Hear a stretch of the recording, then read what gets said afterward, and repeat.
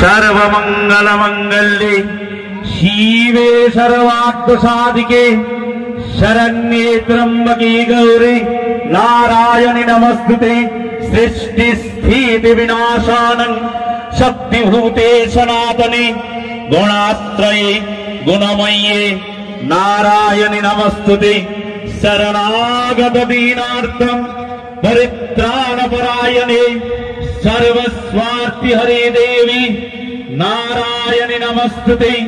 हंसयुक्त विमानस्ते ब्रह्माणि रूपधारिणे कौशंभाक्षरिके देवी नारायणि नमस्तुते।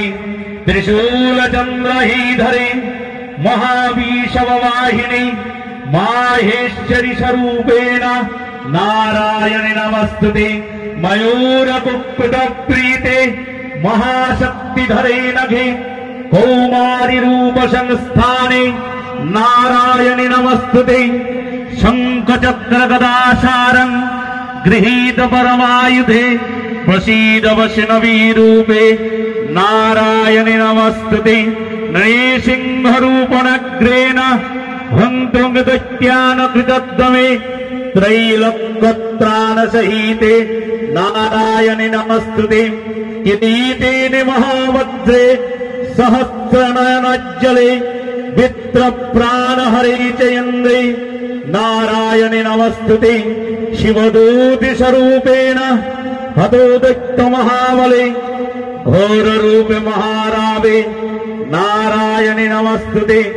दंष्ट्रा करालवदने शिरोमालविभूषणे चामुण्डमुण्डवदने नारायणि नमस्तुते।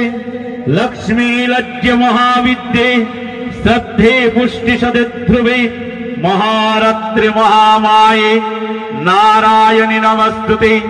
सर्वस्वरूपे सर्वेशे सर्वशक्ति समन्विते भयभस्त्राहिनो देवी दुर्गे देवी नमस्तुते।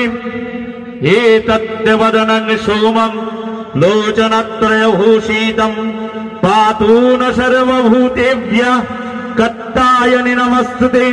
ज्वाला करालमृत्युग्रामशेषशूरसूदनं त्रिशूलं पातु न भीतिर्भद्रकाली नमस्तुते।